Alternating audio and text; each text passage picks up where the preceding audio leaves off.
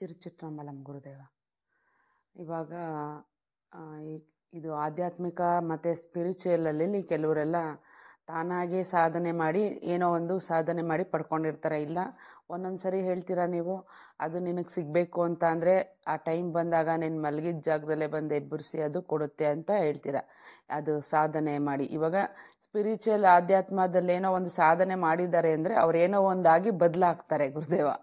ಅದು ಬದಲಾದ್ಮೇಲೆ ಕೆಲವರೆಲ್ಲರೂ ಅವರೊಳಗಡೆ ಏನೋ ಒಂದಷ್ಟು ಸಿದ್ಧಿಗಳು ಬರುತ್ತೆ. ಮತ್ತು ಅವ್ರು ಹೇಳ್ದಂಗೆಲ್ಲ ಭವಿಷ್ಯ ಭೂತಕಾಲ ಅದೆಲ್ಲ ಪ್ರಿಡಿಕ್ಟ್ ಮಾಡ್ತಾರೆ. ಮೀನ್ಸ್ ಹಿಂಗಾಗತ್ತೆ ಹಂಗಾಗತ್ತೆ ಅಂತ. ಆದರೆ ನಮ್ಮ ಗೋಪಾಲ್ಪುರದಲ್ಲಿ ನೀವು ಈ ಕ್ಷಣಕ್ಕೂ ಯಾರಿಗೂ ಕೂರಿಸ್ಕೊಂಡು ನೀವು ಮುಂದೆ ಹಿಂಗಾಗತ್ತೆ, ನಿಂಗೆ ನಿನ್ನಿಂದ ಹಿಂದೆ ಹಿಂಗೆ ನಡೆದಿದೆ ಅಂತ ಏನೂ ಹೇಳಿಲ್ಲ.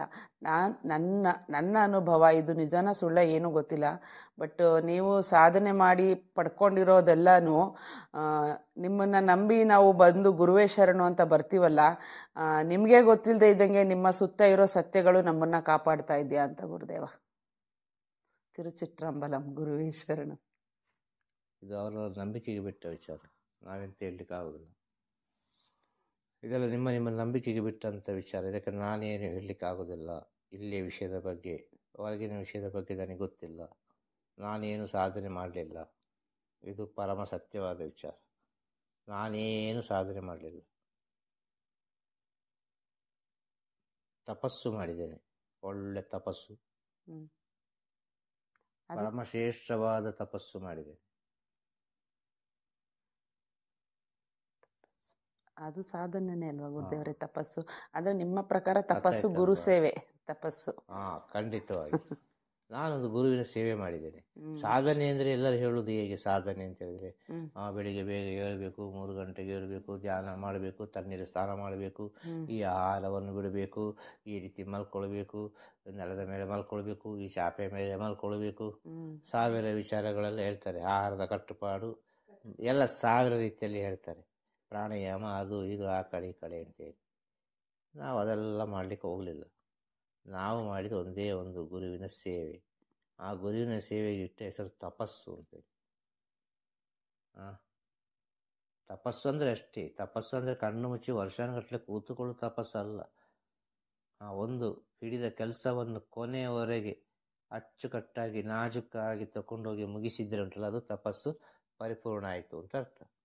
ಆ ತಪಸ್ಸಿನಲ್ಲಿ ಗೆದ್ದರು ಅಂತ ಅರ್ಥ. ಬೇಕಾದ ವರವನ್ನು ಪಡ್ಕೊಂಡವರು ಪುನಃ ಅವರವರ ಮನೆಗೆ ಹಿಂದಿರುಗಿದ್ರು ಅಂತ ಅರ್ಥ.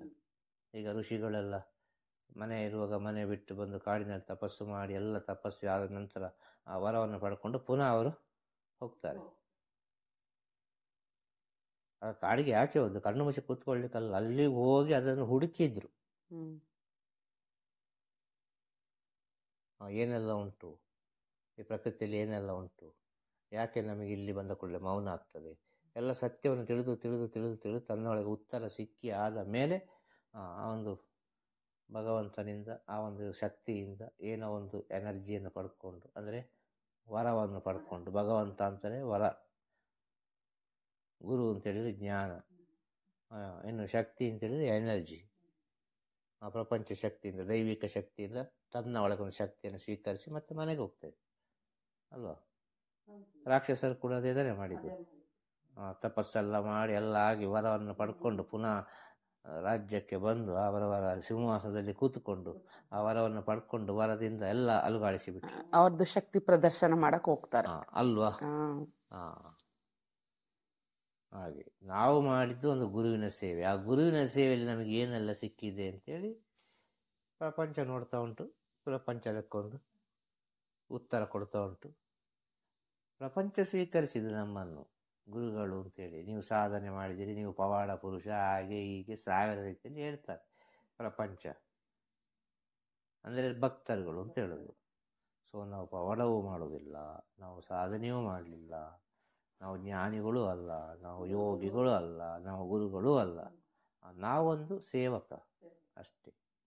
ನಾವೊಂದು ಸೇವೆ ಮಾಡ್ತಾ ಇದ್ದೇವೆ.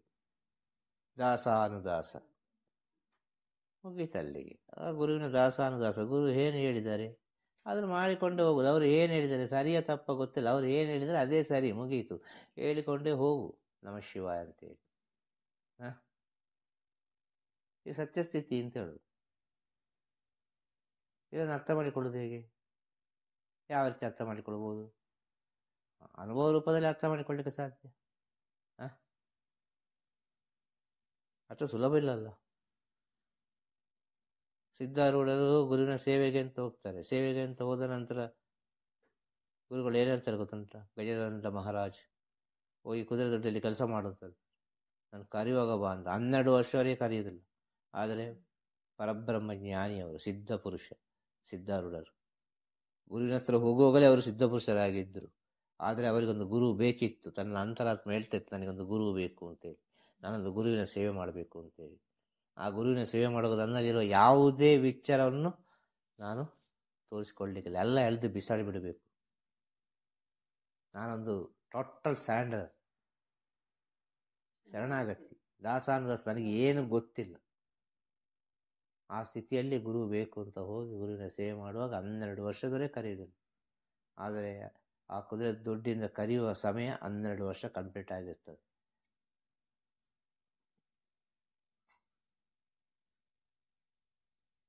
ಹನ್ನೆರಡು ವರ್ಷದಿಂದ ಅವರಲ್ಲಿ ಬರುವಾಗ ಗುರುವನ್ನು ಮೀರಿದ ಶಿಷ್ಯನಾಗಿರ್ತಾರೆ. ಏನು ಮಾತಾಡಿದ್ರು? ಏನಾದ್ರು ಮಾತಾಡಿದ್ರ? ಯೋಗ ಮಾಡಿದ್ರ? ಸಾಧನೆ ಮಾಡಿದ್ರ? ಏನು ಮಾಡಿದ್ರು ಅವರು? ಆದರೆ ಅವ್ರಿಗೆ ಅಷ್ಟು ಜ್ಞಾನ ಎಲ್ಲಿಂದ ಬಂತು? ಅವರು ಅದಕ್ಕಾಗಿ ಹುಟ್ಟಿದ್ದಾರೆ. ಹಾಗೆ ಅದಕ್ಕಾಗಿ ಹುಟ್ಟಿದ್ದವರಿಗೆಲ್ಲ ತನ್ನಿಂದ ತಾನಾಗಿ ಬಂದುಕೊಳ್ತದೆ ಅಂತ ಹೇಳೋದು. ಅದಕ್ಕಾಗಿ ಹುಟ್ಟಿದ್ದು ಮಾತ್ರ ಸತ್ಯ ಅಂತ ಹೇಳೋದು. ಅದನ್ನು ನೀವು ಹಿಂಬಾಲಿಸಿಕೊಂಡು ಹೋಗಿ ಪಡ್ಕೊಳ್ಬೇಕು ಅಂತ ಹೋದ್ರೆ ಇದೆಲ್ಲ ಸಿಗುವುದಿಲ್ಲ ಅಂತ ಹೇಳೋದು. ಯಾರು ಹೇಳ್ಕೊಳ್ಳಬೇಕು ಅಂತ ಯಾವುದು? ಇವಾಗ ಹಿಂಗೆ ಜ್ಞಾನ ತಗೋಬೇಕು, ಇದೇ ತರ ಮಾಡಬೇಕು, ಖಂಡಿತ ಇಲ್ಲ. ಇದನ್ನೇ ಓದಬೇಕು ಇಲ್ಲ, ಖಂಡಿತ ಇಲ್ಲ. ಇದನ್ನೇ ಓದಬೇಕು ಅಂತ ಹೇಳುದಾದ್ರೆ ಈ ಪ್ರಪಂಚದಲ್ಲಿ ಒಂದೇ ಇರಬೇಕಿತ್ತಲ್ಲ. ಈ ಪ್ರಪಂಚದಲ್ಲಿ 1000 ಧರ್ಮಗಳು ಹೇಗೆ ಬಂತು? ಅವರಲ್ಲಿ ಖುಷಿ ಬಂದದ್ದಾನೆ ಓದಿದ್ದು. ಅವರವರು ಓದಿದ್ರಲ್ಲಿ ಸತ್ಯವನ್ನು ಕಂಡುಕೊಂಡರು.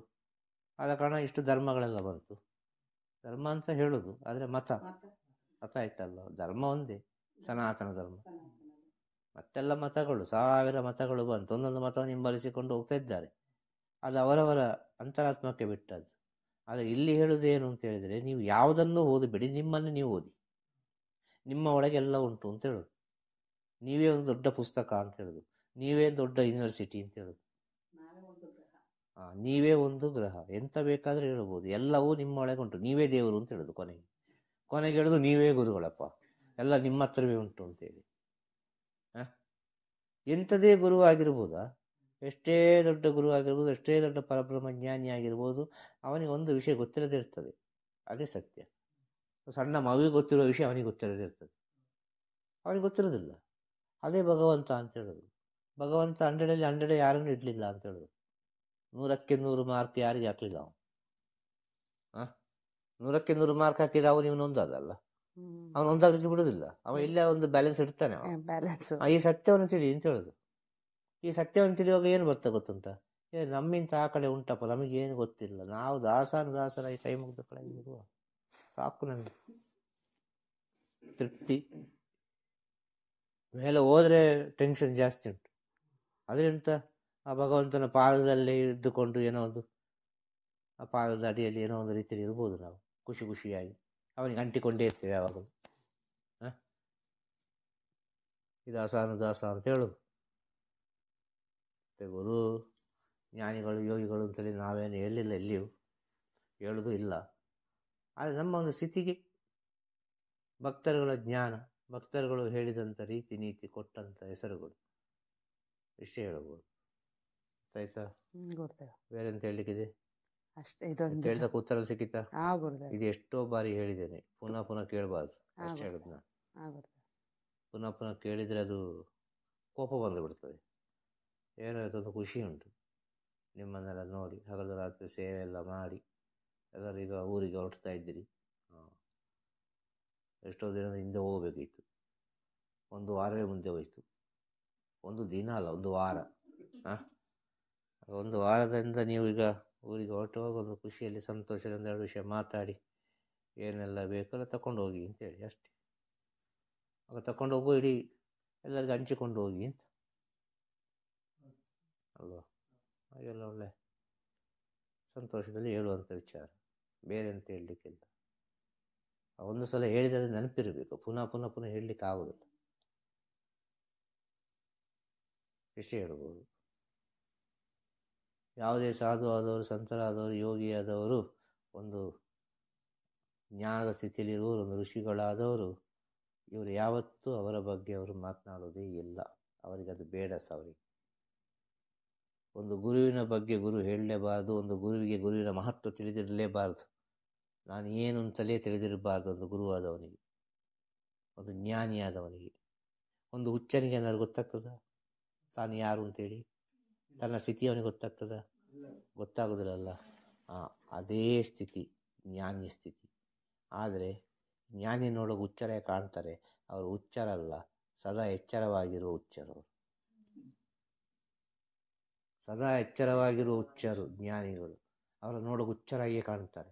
ಆದರೆ ಅವರು ಒಳಗಿಂದ ಯಾವಾಗಲೂ ಎಚ್ಚರವಾಗಿರ್ತಾರೆ. ಅವರು 24 hours ಅವರ ಎಷ್ಟು ಟೈಮ್ ಉಂಟು ಅಷ್ಟು ಟೈಮಿನವರೆಗೆ ಅವರು ಎಚ್ಚರವಾಗಿರ್ತಾರೆ. ಅವರು ಆ ಎಚ್ಚರ ಉಂಟಲ್ಲ, ಮುಂದಿನ ಜನ್ಮಕ್ಕೂ ಹೋಗಿ ಎಚ್ಚರದಲ್ಲೇ ಹುಟ್ಟುತ್ತದೆ ಅಂತ ಹೇಳೋದು. ನಿದ್ರೆಯಲ್ಲಿ ಹುಟ್ಟುವುದಿಲ್ಲ ಅದು. ಹಾಗೆ ಸದಾ ಅಂತರ್ಮುಖಿಗಳಾಗಿರ್ತಾರೆ. ಸದಾ ಅಂತರ್ಮುಖಿಗಳಾಗಿರ್ತಾರೆ. ಬೇಕಾದ್ರೆ ಬಹಿರ್ಮುಖಿಗಳಾಗ್ತಾರೆ. ಗೊತ್ತಾಯ್ತಲ್ಲ, ಬೇಕು ಅಂತ ಆದ್ರೆ. ಅಂತ ಕೆಪಾಸಿಟಿ ಇದ್ದವರು. ಹೌದು ಗುರುದೇವ್, ಹೌದು ಗುರು. ಒಂದು ಸಲ ಬಹಿರ್ಮುಖಕ್ಕೆ ಹೋಗಿ ಅಂತರ್ಮುಖ ಆಗಕ್ಕೆ ಸಾಧ್ಯನೇ ಇಲ್ಲ. ಅಂತದಲ್ಲಿ ವಿತಿನ್ ಸೆಕೆಂಡ್ಗೆ ಬಹಿರ್ಮುಖಕ್ಕೆ ಹೋಗಿ ಅಂತರ್ಮುಖ ಆಗ್ತಾರೆ ಅಂತ ಹೇಳಿದ್ರೆ ಗೊತ್ತಾಯ್ತು. ಎಷ್ಟು ಶಕ್ತಿ ಇರಬೇಕು. ಅದನ್ನು ಹೇಳು. ಅಷ್ಟು ಸುಲಭದ ವಿಚಾರ ಅಲ್ಲ. ಹಾಗೆ ಗುರು ಸೇವೆಯಲ್ಲಿ ಸಿಗುವಂಥ ಜ್ಞಾನ, ಗುರು ಸೇವೆಯಲ್ಲಿ ಸಿಗುವಂಥ ಸ್ಥಿತಿ, ಆ ಗುರುವೇ ಸರ್ವಸ್ವ ಅಂತ ಹೇಳುವಾಗ, ಆ ಗುರುವೇ ಶರಣಂ ಅಂತ ಹೇಳುವಾಗ ಆಗುವ ಒಂದು ಆನಂದ, ಅದು ಆತ್ಮದಿಂದ ಹೇಳಬೇಕು ನೀವು. ತಿರುಚಿಟ್ರಂಬಲಂ ಗುರುವೇ ಶರಣಂ ಅಂತೇಳಿ ನೀವು ಆತ್ಮದಿಂದ ಹೇಳುವಾಗ ನಿಮಗೆ ಸಿಗುವ ಆನಂದವೇ ಅಷ್ಟಿಷ್ಟಲ್ಲ, ಅದು ಎಲ್ಲಿಗೋ ಹೋಗಿ ಮುಟ್ತದೆ. ಆಗ ನೀವು ಅದೇ ಸ್ಥಿತಿಯಲ್ಲಿ, ಒಂದೇ ಸ್ಥಿತಿಯಲ್ಲಿ ಹೋಗ್ತಾ ಹೋಗ್ತಾ ಹೋಗ್ತಾ ಹೋಗ್ತಾ ಹೋಗ್ತಾ ಹೋಗ್ತಾ ಒಂದು ದಿನ ಆ ಸ್ಥಿತಿ ನಿಮ್ಮದಾಗಿ ಬಿಡ್ತದೆ. ಆ ಸ್ಥಿತಿ ನಿಮ್ಮದು ಆಗುವಾಗ, ಈಗ ನಾನು ಹೇಗೆ ಇದ್ದೇನೆ ಹಾಗೆ ಆಗಿಬಿಡ್ತೇನೆ ನೀವು. ಅಷ್ಟೇ, ಬೇರೆ ಏನಾಗುವುದಿಲ್ಲ. ಇದೇ ಗುರು ಶಿಷ್ಯರ ನಡುವೆ ಇರುವಂಥ ವಿಚಾರ. ಇದುವೇ ಕುಂಭಮೇಳ ಅಂತೇಳಿ. ಇದುವೇ ಕುಂಭಮೇಳ. ಬೇರೆಂತಂತ ಹೇಳುದು? ಕುಂಭಮೇಳಕ್ಕೆ ಅಷ್ಟು ದೂರ ಯಾಕೆ ಹೋಗಬೇಕು? ಈ ಕುಂಭಮೇಳ ಆದ್ಯಗೆ ಈಗ ಶಂಕರಾಚಾರ್ಯರಿಂದ ಕುಂಭಮೇಳ ಎಂಬುದು ಪ್ರಾರಂಭವಾಯಿತು ಅಂತೇಳಿ ಒಂದು ಸ್ಥಿತಿ ಉಂಟು. ಒಂದು ಕಥೆಯಲ್ಲಿ, ಒಂದು ಹಿಸ್ಟ್ರಿಯಲ್ಲಿ ಹೇಳ್ತಾರೆ. ಆಗ ಅದಕ್ಕಿಂತ ಮುಂಚೆ ಇಲ್ಲ ಆಯ್ತಾ ಇವರೆಲ್ಲ? ಅದ್ವೈತ ಸಿದ್ಧಾಂತ ಎಲ್ಲ ಆಯ್ತಾ? ನಾಗಸಾಧುಗಳಿಲ್ಲ ಆಯ್ತಾ? ಅಗೋರಿಗಳಿಲ್ಲ ಆಯ್ತಾ? ಎಲ್ಲರೂ ಇದ್ರು. ಆಗಲೂ ಈ ಕುಂಭಮೇಳ ನಡೀತಿತ್ತಲ್ಲ. ಆ ಕುಂಭಮೇಳ ಎಂಬ ವಿಚಾರ ಮೊದಲು ಪ್ರಾರಂಭವಾದ್ದು ಹೇಗೆ ಅಂತೇಳಿ, ಅದು ಒಬ್ಬನಿಂದ ಪ್ರಾರಂಭವಾದಂಥ ವಿಚಾರ, ಒಬ್ಬ ಹೇಳಿದಂಥ ವಿಚಾರ, ಅವನ ಜ್ಞಾನದಲ್ಲಿ ಹೇಳಿದಂಥ ವಿಚಾರ. ಈಗ ಈ ದಿನ ಇಲ್ಲಿ ಸ್ನಾನ ಮಾಡಿದರೆ, ಈ ದಿನ ಇದು ಮಾಡಿದರೆ ಇಂತೆಂಥ ವಿಶೇಷಗಳ ಶಕ್ತಿಗಳನ್ನೆಲ್ಲ ಪಡೆದುಕೊಳ್ಬೋದು, ತನ್ನಲ್ಲಿರುವ ಎಷ್ಟೋ ಲೋಪದೋಷಗಳನ್ನು ಕಳೆದುಕೊಳ್ಬೋದು ಅಂತೇಳಿ ಸತ್ಯವನ್ನು ತಿಳಿದಂತೆ ಹೇಳಿದ ಸ್ಥಿತಿ ಅದು. ಆವತ್ತಿನಿಂದ ಪ್ರತಿಯೊಬ್ಬ ಬರ್ತಾ ಇದ್ದ. ಒಬ್ಬ ಸಾಧು ಮೊದಲು ಈ ಸ್ನಾನ ಮಾಡುವಾಗ ಸಾಧು ಉಳ್ಕೊಳ್ಳೋ ಸ್ಥಳ ಉಂಟಲ್ಲ, ಅವನು ಯಾವತ್ತು ನದಿ ತೀರವನ್ನು ಆಯ್ಕೆ ಮಾಡ್ತಾನೆ. ಈ ಸಾಧು ಆದವನು, ಒಂದು ಯೋಗಿ ಆದವನು, ಯಾರಾದರೂ ಸರಿ, ಈಗ ಇದು ಬರಬೇಕಾದ್ರೆ ಒಬ್ಬರು ಬೇಕಲ್ಲ ಮೂಲವಾಗಿ. ಮೊದಲಿಗೆ ಒಬ್ಬ ಅಲ್ಲಿ ಬಂದು ಸ್ನಾನ ಮಾಡಿ ಹೇಳಿದ ನೋಡು, ಅಲ್ಲಿದ್ದ ಶಕ್ತಿಯನ್ನು, ಅಲ್ಲಿ ಒಂದು ವಿಷಯವನ್ನು ವಿವರಣೆ ಮಾಡಿದ ಅಲ್ವಾ, ಅವನಿಂದ ಪ್ರಾರಂಭವಾದಾಗ ಒಬ್ಬದಾನೇ ಸ್ನಾನ ಮಾಡಿದ್ದು. ಅವ ಸ್ನಾನ ಮಾಡಿದ ಸತ್ಯವಾದ ಕಾರಣದಾನೆ, ಅವ ಸತ್ಯವನ್ನು ಅನುಭವಿಸಿದ ಕಾರಣದಾನೆ ಇಷ್ಟೆಲ್ಲ ಕೋಟಿ ಎಲ್ಲ ಒಂದಕ್ಕೊಂದು ಸೇರಿಕೊಂಡು ಹೋಗುದು. ಇದನ್ನೇ ಹೇಳಿದ್ದು. ಅನೇಕ ರೀತಿಯ ತೊಂದರೆಗಳು ಕೂಡ ಬರೋ ಸಾಧ್ಯತೆ ಇದೆ ಅಂತೇಳಿ ಹೇಳ್ತಾ ಇದ್ದೇನೆ. ಮೊನ್ನೆಯಿಂದ ಹೇಳ್ತಾ ಇದ್ದೇನೆ. ಮೊನ್ನೆ ಒಂದೇನೋ ಒಂದು ನ್ಯೂಸಲ್ಲಿ ಬಂತಂತೆ, ಎಂಥದ್ದು ಬೆಂಕಿ ಹಿಡೀತು ಅಂತೇಳಿ ಅಲ್ವಾ. ಅದೊಂದು ಸೂಚನೆ ಅಂತ ಹೇಳೋದು, ಆ ತಾಯಿ ಜಗನ್ಮಾತೆ ಒಂದು ಉತ್ತರ ಅಂತ ಹೇಳೋದು. ಸ್ವಲ್ಪ ನೋಡಿ ನಡೆದುಕೊಳ್ಳಿಯಪ್ಪ, ಯಾವುದು ಸರಿ ಇಲ್ಲ ಇಲ್ಲಿ ಯಾವುದು ಸತ್ಯ ಯಾವುದು ಸುಳ್ಳು ಅಂತ ಗೊತ್ತಾಗೋದಿಲ್ಲ, ಕಂಡುಹಿಡಿಲಿಕ್ಕೆ ಬಹಳ ಕಷ್ಟ ಉಂಟು. ಈ ಕ್ಯಾಮರಾಕ್ಕೆಲ್ಲ ಸಿಗುವುದಿಲ್ಲ. ಆದ ಕಾರಣ ಯಾವುದೇ ರೀತಿಯ ತೊಂದರೆಗಳಾಗಬಾರ್ದು. ಅನೇಕ ಕೋಟ್ಯಾಂತರ ಭಕ್ತರುಗಳು ಬಂದು ಸೇರೋ ಸ್ಥಳ. ಪ್ರತಿಯೊಬ್ಬರಿಗೂ ಹೋಗಿ ನೋಡಬೇಕು ಅಂತೇಳಿ ಒಂದು ಆಸೆ ಇರುವಂಥ ಸ್ಥಿತಿ ಈಗ. ಕುಂಭಮೇಳಕ್ಕೆ ಹೋಗಬೇಕು. ಅದು 144 ವರ್ಷಕ್ಕೆ ಒಂದು ಸಲ ಬರುವಂಥ ಕುಂಭಮೇಳ. ಇಂಥ ಒಂದು ಕುಂಭಮೇಳ ಬರುವುದಿಲ್ಲ. ಅದಲ್ಲದೆ ಈಗೆಂಥದ್ದು 7 ಗ್ರಹಗಳು ಕೂಡ ಒಂದಾಗಿದೆ. ಈ ರೀತಿ ಎಂತೆಲ್ಲ ಒಂದು ವಿಷಯಗಳು ಎಲ್ಲರಿಗೆ ಟೋಟಲ್ ಆಗಿ ಒಂದು ಫೋಕಸ್ ಆದಂಥ ವಿಚಾರ ಈಗ. ಗೊತ್ತಾಯ್ತಲ್ಲ, ನಮಗೆ ಅಂತ ಅಲ್ಲ, ಇಡೀ ಪ್ರಪಂಚಕ್ಕೆ.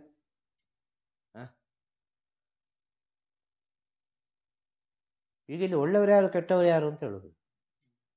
ಇಷ್ಟು ಕೋಟಿ ಈ ಭಕ್ತರಲ್ಲಿ, ಈ ಸಾಧು ಸಂತರಲ್ಲಿ ಯಾವುದೇ ರೀತಿಯ ಅನಾಹುತಗಳು ಬರದೇ ಇರಲಿ ಅಂತ ಹೇಳಿ ಅನೇಕ ಸಾಧುಗಳು ಸಂತರುಗಳು ಈ ಕುಂಭಮೇಳ ಚೆನ್ನಾಗಿ ನಡೀಲಿ ಅಂತೇಳಿ ಪ್ರಾರ್ಥನೆ ಮಾಡ್ತಾ ಇದ್ದಾರೆ. ಒಂದು ಆಶೀರ್ವಾದ ಕೊಡ್ತಾ ಇದ್ದಾರೆ. ಅಷ್ಟು ಮೊನ್ನೆ ಬೆಂಕಿ ಹಿಡಿದು ಕೂಡ ಯಾರಿಗೂ ತೊಂದರೆ ಆಗಲಿಲ್ಲ ಅಂತೇಳಿ ಒಂದು ನ್ಯೂಸಲ್ಲಿ ಬಂದಿದೆ. ನ್ಯೂಸ್ ನಾವು ನೋಡಲಿಲ್ಲ, ನೋಡಿದವರು ಹೇಳಿದ್ರು.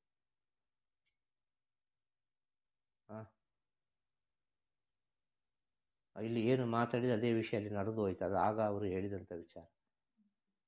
ನೀವು ಮಾತಾಡಿದ ವಿಚಾರಗಳು ಎಲ್ಲೆಲ್ಲ ಯಾವುದೋ ವಿಷಯದಲ್ಲಿ ಕಾಣ್ತಾ ಉಂಟು ಅಂತೇಳಿ. ಇಲ್ಲಪ್ಪ, ಅದೊಂದು ಸೂಚನೆ. ಯಾರ ಒಂದು ಜೀವವನ್ನು ತಗೊಳ್ಳಿರಲ್ಲ.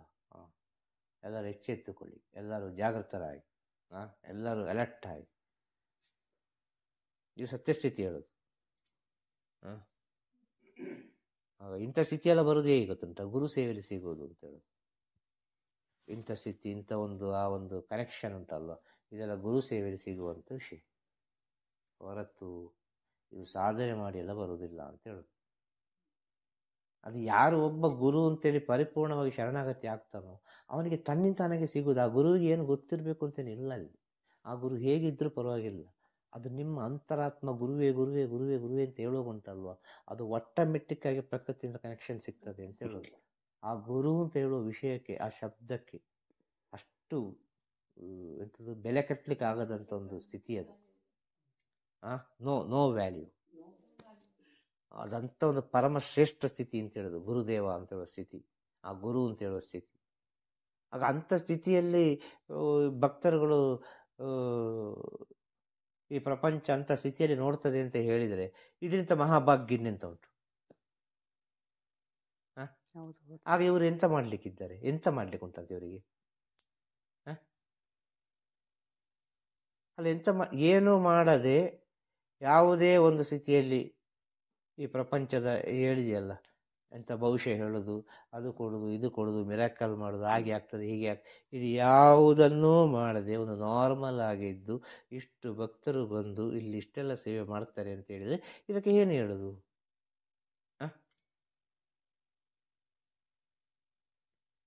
ಇದಕ್ಕೆ ಏನು ಹೇಳೋದು ಅಂತ ಕೇಳೋದು. ಇದಕ್ಕೆ ಎಂತ ಹೆಸರು ಅಂತ ಕೇಳೋದು ನಿಮ್ಮ ಗುರುದೇವ. ಅದೇ ಹೇಳೋದು, ಶರಣಾಗತಿ. ಇದು ಅವರವರ ಜ್ಞಾನಕ್ಕೆ ಬಿಟ್ಟ ವಿಚಾರ. ಏನು ಹೇಳುದಿಲ್ಲ, ಬಂದವರಿಗೆ ಓಡಿಸುದೇ. ಯಾಕೆ ಬಂದದ್ದು ಅಂತ ಕೇಳಿ ವಿಷಯ ಹೇಳೋದು. ಮತ್ತು ನಾವಿರುವ ಸ್ಥಿತಿ ಎಲ್ಲ ನೋಡಿರ್ಬೋದಲ್ಲ, ಗಣಪತಿ ಚಾನಲಲ್ಲಿ ಎಲ್ಲ, ಗಣಪತಿ ಚಾನಲಲ್ಲಿ ವಿಷಯ ಹೇಳೋದು. ನಾನು ಹೇಗಿದ್ದೇನೆ ಹಾಗೆ ಹಾಕಿಬಿಡೋದು, ಅಷ್ಟೇ, ಮುಗೀತು. ಅದು ಬಂಗಿ ಹಿಡಿದ್ರು ಸರಿ, ಸಿಗರೇಟ್ ಹಿಡಿದ್ರು ಸರಿ, ಹೇಗೆ ಇದ್ರು ಸರಿ, ಹಾಕು. ಇದೇ ಕೊನೆ ಆಗಬೇಕು ಈ ಮೀಡಿಯಾದವ ಬರೋದು. ಇದೇ ಫಸ್ಟ್, ಇದೇ ಲಾಸ್ಟ್. ಅದನ್ನು ದಾಟಿ ಬರ್ತಾರೆ ಮತ್ತೆ ನೋಡುವ ವಿಷಯ ಹೇಳುದು.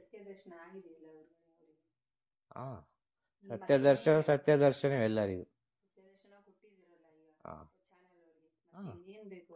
ಅದು ಇನ್ನೆಂತ ಬೇಕು? ಅಲ್ಲಿ ಇನ್ನೆಂತ ಬೇಕು ಪ್ರಪಂಚಕ್ಕೆ ಅಂತ ಕೇಳೋದು. ಇನ್ನು ಸತ್ಯ ತೋರಿಸುದು ಹೇಗೆ ಅಲ್ವಾ? ಇವಾಗ ಎಲ್ಲರೂ ಸತ್ಯ ತೋರಿಸಿದ್ರೆ ಬಾಬಾ ಭಗವಾನ್ ನಿತ್ಯಾನಂದ ಸ್ವಾಮಿ ಎಲ್ಲರೂ, ಬಟ್ ಫೇಲೂರು ನಾವು ಭಕ್ತರು ಎಲ್ಲರೂ ಯಾರು ಅದನ್ನ ಅಳವಡಿಸ್ಕೊಂಡಿರ, ಬರೀ ಸ್ವಲ್ಪ ಮಾತ್ರ ತಗೊಂತಾ ಇದ್ರೆ, ಇದನ್ನ ಸ್ವಲ್ಪ ಜನ ಮಾತ್ರ ಗುರುಗಳಿಗೆ ಸರೆಂಡರ್ ಆಗ್ತಿದ್ರೆ, ಮಿಕ್ಕಿದವರೆಲ್ಲ ಫೇಲ್ಯೂರ್ ಆಗ್ತಿದ್ರಲ್ಲ. ಇದು ಏನ್ ಕಾರಣ ಇರ್ಬೋದು? ಇವಾಗ ಗುರುಗಳಿಗೆ ಅವನ್ನೆಲ್ಲ ಒಟ್ಟಿಗೆ ಕೂಡಿಸೋದು, ಆಮೇಲೆ ಗೂಡ್ಸೋಕೆ ಹೋಗಿ ಆಗ್ದಿರಾ ಭಕ್ತರನ್ನೆಲ್ಲ ನೀವು ನಿಮ್ಮ ಧ್ಯಾನಕ್ಕೆ ಬಿಟ್ಟಿದ್ದು ಅಂತೇಳಿ ಬಿಟ್ಟು ಯಾರು ಸರಿಗೆ ಇದನ್ನ ಅಳವಡಿಸ್ಕೊಂತ ಇಲ್ವಲ್ಲ, ಯಾಕೆ, ಏನಿರ್ಬೋದು? ಅದೇ ಸತ್ಯ, ಅದೇ ಹೇಳೋದಲ್ಲ. ಈಗ ಈ ಪವಾಡವನ್ನು ನಂಬುವವರಿಗೆ ಗುರುವಿನ ಮೇಲೆ ಭಕ್ತಿ ಇರುವುದಿಲ್ಲ, ಅವರ ಪವಾಡದ ಮೇಲೆ ಭಕ್ತಿ ಇರ್ತದೆ. ನಾನು ಓದಿ ನಮಸ್ಕಾರ ಮಾಡಿ ನನ್ನ ಪ್ರಾಬ್ಲಮ್ ಹೇಳಿದ ಕೂಡಲೇ ಮನೆಗೆ ಮುಟ್ಟುವಾಗ ನನಗೆ ಪ್ರಾಬ್ಲಮ್ ಸಾಲ್ವ್. ನೆಕ್ಸ್ಟ್ ಬರುವಾಗ ಅದೇ ಎಕ್ಸ್ಪೆಕ್ಟೇಷನ್ಲಿ ಬರ್ತಾನೆ. ಅಲ್ಲಿ ಆಸೆ ಇಚ್ಛೆ ಆಯಿತು, ಆಸೆ ಹುಟ್ಟಿತ್ತು. ಅಲ್ಲಿ ಯಾವುದೋ ಒಂದು ಕೆಲಸ ಆಗಲಿಲ್ಲ ಅಂತ ಹೇಳಿದ ಕೂಡಲೇ ಆ ಗುರುವಿನ ಮೇಲೆ ಏನೋ ಒಂದು ಮಿಸ್ಅಂಡರ್ಸ್ಟ್ಯಾಂಡಿಂಗ್ ಆಯಿತು. ಅರ್ಥ ಆಯ್ತಾ? ಏನೋ ನನ್ನನ್ನು ಕೈ ಬಿಟ್ಟರು, ಏನೋ ನನ್ನ ಮೇಲೆ ಸಮಾಧಾನ ಇಲ್ಲ ಅವರಿಗೆ, ನನ್ನ ಹತ್ರ ಮಾತಾಡಿಸ್ಲಿಲ್ಲ, ನಮ್ಮನ್ನು ದೂರ ಮಾಡಿದರು, ಅವರಿಗೆ ಆಗ್ತದೆ ಅವರು ಮಾಡಲಿಲ್ಲ ಎಂಬ ಒಂದು ಭಿನ್ನಾಭಿಪ್ರಾಯ ಬರ್ತದೆ. ಅಲ್ಲಿ ಎಲ್ಲ ಸಮಯದಲ್ಲಿ ಆಗಬೇಕು ಅಂತಿಲ್ಲ ಇದು, ಅಲ್ವಾ? ಒಂದು ವಿಚಾರ. ಇನ್ನೊಂದು ಗುರುಗಳ ವಿಚಾರದಲ್ಲಿ ನಾನೇ ನೋಡಿಕೊಳ್ಬೇಕು, ನಾನೇ ಮಾಡಬೇಕು, ನನ್ನಿಂದಲೇ ಆಗಬೇಕು, ಇದೊಂದು ವಿಚಾರ. ಇನ್ನೊಂದು ತನ್ನ ಒಳಗಿರುವ ಈ ಕೆಲವು ಕ್ಯಾರೆಕ್ಟರ್, ಅರ್ಥ ಆಯ್ತಲ್ವ? ಕೆಲವರಿಗೆ ಮತ್ಸರ, ಇನ್ನು ಕೆಲವರಿಗೆ ದ್ವೇಷ, ಕೆಲವರಿಗೆ ಸಾವಿರಾರು ವಿಚಾರಗಳಲ್ಲಿ ಇರ್ತದೆ. ಇದರಲ್ಲಿರುವಾಗ ಹೇಗೆ ಅಲ್ಲಿ ಗುರು ಕಾಣ್ತಾರೆ? ಆಗ ಗುರುವಿನ ಹತ್ರ ಬರುವುದೇ ಎಕ್ಸ್ಪೆಕ್ಟೇಷನ್ ಅಲ್ಲಿ ಅಲ್ಲ. ಸೊ ಗುರು ಹತ್ರ ಬರುವಾಗ ಯಾವುದೇ ರೀತಿಯ ಎಕ್ಸ್ಪೆಕ್ಟೇಷನ್ ಇಲ್ಲ. ಒಂದು ಗುರುವಿನ ಹತ್ರ ನಿಜವಾಗಿ ಹೇಳುವುದಾದ್ರೆ, ಸತ್ಯಕ್ಕೆ ಸತ್ಯ ಹೇಳುವುದಾದ್ರೆ, ಅಷ್ಟು ಕಟ್ಟು ಸತ್ಯ ಹೇಳುವುದಾದ್ರೆ, ಒಂದು ಗುರುವಿನ ಹತ್ರ ಶಿಷ್ಯನಾದವರ ಆಶೀರ್ವಾದ ಸಮೇತ ಕೇಳಲಿಕ್ಕಿಲ್ಲ. ನಿಮ್ಮ ಆಶೀರ್ವಾದ ಬೇಕು ಅಂತ ಸಹ ಶಿಷ್ಯನಿಗೆ ಎಕ್ಸ್ಪೆಕ್ಟೇಷನ್ ಇರಬಾರ್ದು. ನಿಮ್ಮ ಯಾವುದೇ ಒಂದು ವಸ್ತು, ನಿಮ್ಮ ಯಾವುದೇ ಒಂದು ಜ್ಞಾನದಲ್ಲಿ ಕೂಡ ನನಗೆ ಎಕ್ಸ್ಪೆಕ್ಟೇಷನ್ ಇಲ್ಲ. ನಿಮ್ಮ ಸೇವೆ ಮಾತ್ರ. ನೀವು ಚೆನ್ನಾಗಿರಬೇಕು, ನೀವು ಹೊತ್ತೊತ್ತಿ ಊಟ ಮಾಡಬೇಕು, ಒಳ್ಳೆ ನಿದ್ರೆ ಮಾಡಬೇಕು, ಬಂದ ಭಕ್ತರಿಗೆ 4 ಜ್ಞಾನೋಪದೇಶ ಮಾಡಬೇಕು, ಖುಷಿಯಾಗಿರ್ಬೇಕು. ಇದೇ ನನ್ನ ಡ್ಯೂಟಿ. ಎಂಬ ಸ್ಥಿತಿಯಲ್ಲಿ ಒಬ್ಬ ಶಿಷ್ಯ ಇದ್ದರೆ ಉಂಟಲ್ವಾ, ಅವನಿಗೆ ಆ ಗುರು ಅವನ ಒಳಗೆ ಬಂದು ಯಾವ ರೀತಿ ಬಂದು ಕೂತ್ಕೊಳ್ತಾರೆ ಅಂತೇಳಿ ಊಹೆ ಮಾಡಲಿಕ್ಕೆ ಸಾಧ್ಯ ಅಲ್ಲ. ಅದು ಎಂತೆಂಥ ಮಹಾ ಜ್ಞಾನಿಗಳು ಕೂಡ ಬರ್ಬೋದು ಆಗ. ಇದು ಅಷ್ಟು ಸುಲಭದ ವಿಚಾರ ಅಲ್ಲ. ಇದು ಮನುಷ್ಯನಿಗೆ ಅರ್ಥ ಆಗಾದ ಒಂದು ವಿಚಾರ. ಯಾವುದೇ ವಿಜ್ಞಾನಕ್ಕೂ ಸಿಗದ ಒಂದು ವಿಚಾರ ಇದು, ಯಾವುದೇ ಕ್ಯಾಮರಕ್ಕೂ ಸಿಗದ ವಿಚಾರ. ಈ ರೀತಿ ಜ್ಞಾನಿಯಾದವರು ಅದೆಷ್ಟೋ ಹೆಸರು ಇಡಲಿಕ್ಕೆ ಸಾಧ್ಯ ಅಲ್ಲ. ಗುರುವಿನ ಸೇವೆ ಮಾಡಿ ಮಾಡಿ ಮಾಡಿ ಮಾಡಿ ತನ್ನಿಂದ ತಾನಾಗ ಒಂದು ದಿನ ಸಡನ್ ಚೇಂಜ್ ಆಗಿಬಿಡ್ತಾರೆ. ಅವರ ಒಳಗೆ ಅಷ್ಟು ಶುದ್ಧ ಆಯ್ತು ಅಂತಲೇ ಒಂದು ಆತ್ಮ ಬಂದು ಸೇರಿಕೊಳ್ತದೆ ಪಟ್ಟ ಅಂತೇಳಿ. ಮತ್ತೆ ರೂಪ ಅದೇ ಆಗಿರ್ತದೆ ಅಷ್ಟೆ, ರೂಪ ನೋಡ್ಲಿಕ್ಕೆ, ಅದರ ಒಳಗಿನ ಸ್ಥಿತಿ ಬೇರೆ. ಆ ಗುರುವೇ ಸರ್ವಸ್ವ ಅಂತ ಹೇಳಿದವನಿಗೆ ಮಾತ್ರ ನೀನು ಹೇಳಿದಾಗ ಒಂದು 4 ಜನ ಸಕ್ಸಸ್ ಆಗ್ತಾರೆ. ಎಲ್ಲರೂ ಸಕ್ಸಸ್ ಆಗಲಿಕ್ಕೆ ಸಾಧ್ಯ. ಅದು ಎಲ್ಲ ಮಹಾ ಜ್ಞಾನಿಗಳಿದ್ದಾಗ ಅವರ ಪರಮಶ್ರೇಷ್ಠ ಭಕ್ತರು, ಹತ್ತಿರದ ಭಕ್ತರು, ತಿಳಿದವರು ಯಾರು ಅಂತ ಹೇಳಿದರೆ ಬೆರಳೆಣಿಕೆಯಷ್ಟು. ಎಲ್ಲರಿಂದ ಅದು ಕೋಟ್ಯಾನುಕೋಟಿ ಭಕ್ತರಿದ್ದರೆ ಗುರು ಅಂತ ತಿಳ್ಕೊಳ್ಳಿಕ್ಕೆ ಸಾಧ್ಯ ಇಲ್ಲ, ಅದು ಆಗುವುದಿಲ್ಲ. ಅಷ್ಟು ತಾಳ್ಮೆ ಬೇಕು, ಪೂರ್ವಜನ್ಮದ ಪುಣ್ಯವೂ ಇರಬೇಕು, ಎಲ್ಲವನ್ನು ಸಹಿಸುವ ಗುಣ ಇರಬೇಕು. ಎಲ್ಲವನ್ನು ಸಹಿಸಿ ಆ ಗುರುವಿನ ಪಾದವೇ ಗತಿ, ಸತ್ತರೆ ನಿನ್ನ ಪಾದದಲ್ಲಿ ಅಂತ ಹೇಳುವಾಗ ದೂರದಿಂದ ಒಂದು ಶಬ್ದ ಕೇಳ್ತದೆ, ಮಗುವೇ ನಾನಿದ್ದೇನೆ ಅಂತೇಳಿ.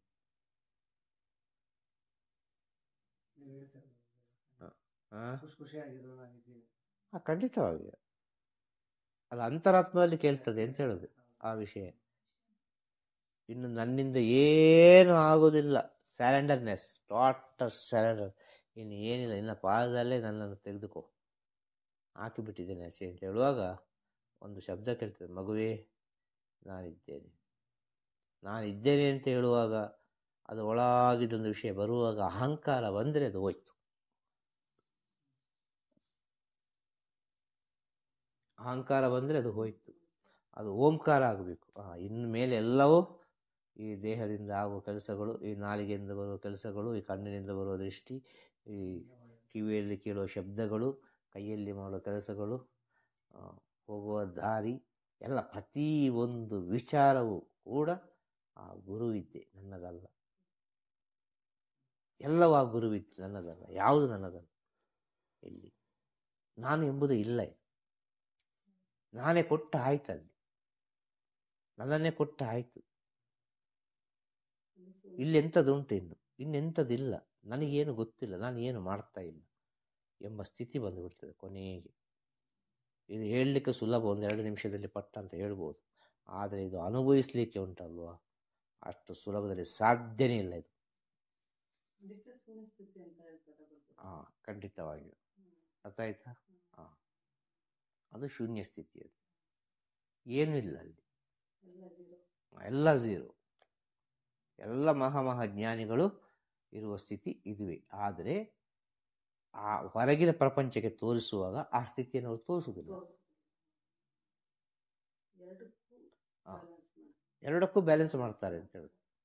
ಭೌತಿಕ ಪ್ರಪಂಚಕ್ಕೂ ಏನು ಬೇಕು ಅದನ್ನು ಕೊಡ್ತಾ ಇದ್ರು, ಅವರ ಜೊತೆ ಮಾತಾಡ್ತಾ ಇದ್ರು, ಭಕ್ತರ ಜೊತೆ ಬೆರೀತಾ ಇದ್ರು, ಎಲ್ಲ ಕಡೆ ಹೋಗ್ತಾ ಇದ್ರು, ಬರ್ತಾ ಇದ್ರು, ಎಲ್ಲ ಮಾಡ್ತಾ ಇದ್ರು.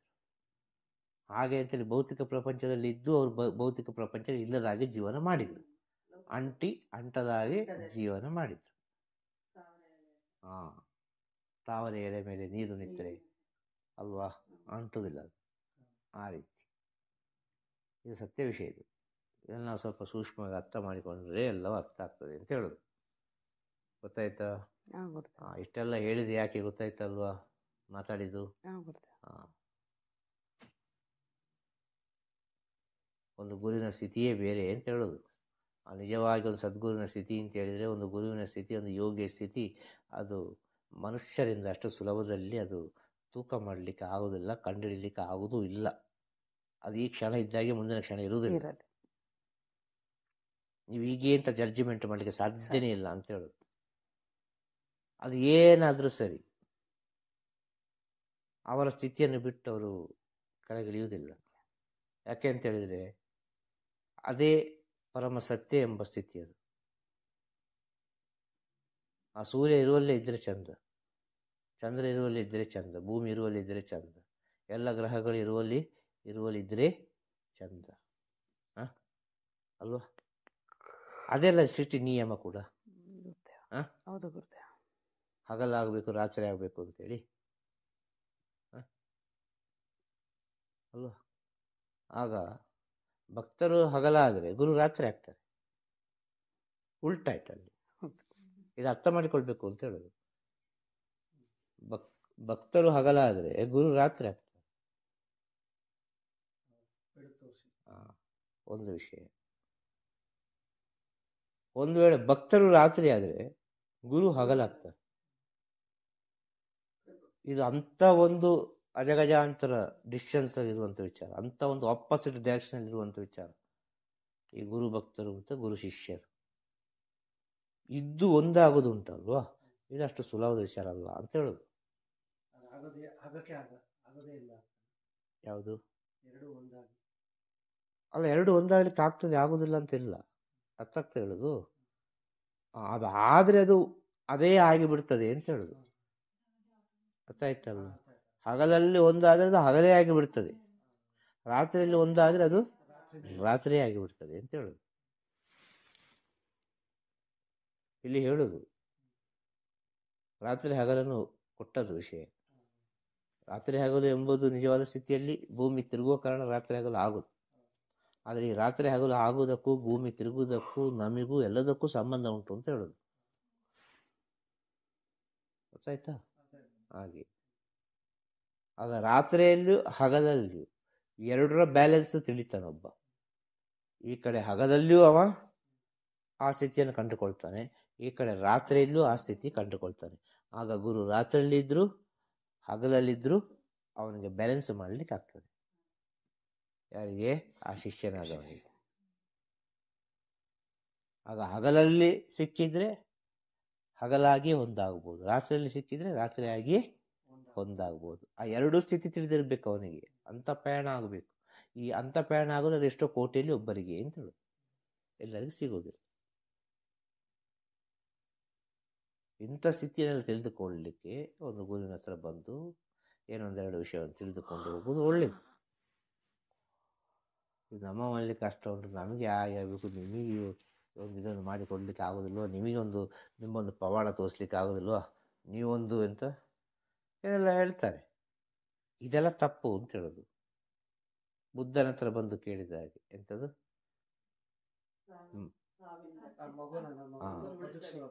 ಮಗುವನ್ನು ಬದುಕಿಸಿಕೊಡುವುದು ಅಲ್ವಾ.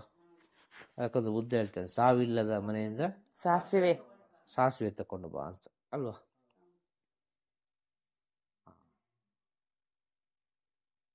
ಆಗ ಸತ್ಯದ ಅರಿವು ಆಗ್ಲಿ ನಿಂಗೆ, 10 ಮನೆಗೆ ಹೋಗಿ ಬಾ. 10 ಮನೆಯಲ್ಲಿ ಇದೇ ವಿಷಯ ನಡೆಯುವುದು ಅಲ್ವಾ. ಹಾಗೆ ಇಂಥ ಸತ್ಯವನ್ನು ತಿಳಿಲಿಕ್ಕೆ ಗುರುಗಳ ಹತ್ರ ಬರಬೇಕು. ತನ್ನ ಆತ್ಮವಿಶ್ವಾಸ ಹೆಚ್ಚಿಸಿಕೊಳ್ಳಲಿಕ್ಕೆ ಗುರುಗಳ ಹತ್ರ ಬರಬೇಕು. ತನ್ನಂಬಿಕೆ ಹೆಚ್ಚಾಗಲಿಕ್ಕೆ ಬೇಕಾಗಿ, ತನ್ನನ್ನು ತಾನು ನಂಬಲಿಕ್ಕೆ ಬೇಕಾಗಿ ಗುರುಗಳ ಹತ್ರ ಬರಬೇಕು. ತಾನು ಮಾಡಿದ ಕರ್ಮಗಳನ್ನು ಕಳೆದುಕೊಳ್ಳುವುದು ಹೇಗೆ ಅಂತ ತಿಳಿದುಕೊಳ್ಳಲಿಕ್ಕೆ ಗುರುಗಳ ಹತ್ರ ಬರಬೇಕು. ಗುರುವಿನ ಸೇವೆ ಮಾಡಬೇಕು. ಅದು ಬರ್ತಾ ಬರ್ತಾ ಬರ್ತಾ ಬರ್ತಾ ಬರ್ತಾ ತಿಳಿತಾ ತಿಳಿತಾ ತಿಳಿತಾ ತಿಳಿತಾ ಅದರಲ್ಲೊಂದು ಆನಂದ ಸಿಗ್ತದೆ. ಆ ಆನಂದ ಎಲ್ಲಿಂದಲೂ ಬರುವುದಿಲ್ಲ, ಅದು ನಿಮ್ಮ ಒಳಗೆ ಉಂಟಾಗುವ ಆನಂದ. ಅದು ಆ ಆನಂದ ಏನಾಗ್ತದೆ ಅಂತ ಹೇಳಿದ್ರೆ ಒಂದು ರೀತಿಯ ಒಂದು ಸಂಬಂಧವನ್ನು ಗಟ್ಟಿಗೊಳಿಸ್ತದೆ. ಅದು ನಮಗೆ ತಿಳಿಯದೆ ನಾವು ಏನೇನೆಲ್ಲ ಅರ್ಥ ಮಾಡಿಕೊಳ್ತೇವೆ. ಅದು ದೈವಿಕ ಸ್ಥಿತಿಯಲ್ಲಿ ಆಗುವಂಥ ಸ್ಥಿತಿ. ಅದು ಭಕ್ತರಿಗೆ ಮತ್ತು ಗುರುವಿಗೂ, ಭಕ್ತರಿಗೂ ಮತ್ತು ಗುರುವಿಗೂ, ಗುರುವಿಗೂ ಮತ್ತು ಶಿಷ್ಯರಿಗೂ. ಅದು ತಿಳಿಯದೆ ಬರುವಂಥ ವಿಚಾರ. ಇಂಥ ವಿಚಾರಗಳೆಲ್ಲ ಬರುವಾಗ ಸ್ವಲ್ಪ ಸಮಯವನ್ನು ಬಿಟ್ಟು, ಜಾತಿಯನ್ನು ಬಿಟ್ಟು, ನಾನು ಎಂಬುದನ್ನು ಬಿಟ್ಟು, ಸಮಯ ಸಂದರ್ಭ ಪರಿಸ್ಥಿತಿಯನ್ನೆಲ್ಲ ಮರೆತು ಎಲ್ಲವೂ ಗುರುವಿನ ಪಾದಕ್ಕೆ ಅಂತ ಹೇಳಿ ಆ ಗುರುವಿನ ಸೇವೆಯನ್ನು ಮಾಡುವಾಗ, ಆ ಗುರುವಿನ ಜೊತೆ ಕೂತುಕೊಳ್ಳುವಾಗ ಒಂದು ಎಳ್ಳಿನಷ್ಟಾದರೂ ಅರ್ಥ ಆಗದೆ ಇರುವುದಿಲ್ಲ. ಆ ಎಳ್ಳಿನಷ್ಟು ಅರ್ಥ ಆದ ವಿಚಾರವನ್ನು ನೀವು ಸ್ವಲ್ಪ ಸ್ವಲ್ಪ ಸ್ವಲ್ಪ ಸ್ವಲ್ಪ ಸ್ವಲ್ಪ ಸ್ವಲ್ಪವೇ ಹೆಚ್ಚಿಸ್ತಾ ಹೋಗಬೇಕು. ಆಗ ನಿಮಗೆ ಒಂದು ಸಿಹಿಯ ಅನುಭವ ಆಗ್ತದೆ. ಏನೋ ಒಂದು ಸಿಹಿಯ ಅನುಭವ ಆಗ್ತದೆ. ಆ ಸಿಹಿ ಏನು ಮಾಡ್ತದೆ ಗೊತ್ತುಂಟಾ? ನಿಮ್ಮ ನಿದ್ರೆ ಮಾಡಲಿಕ್ಕೆ ಬಿಡುವುದಿಲ್ಲ. ಆ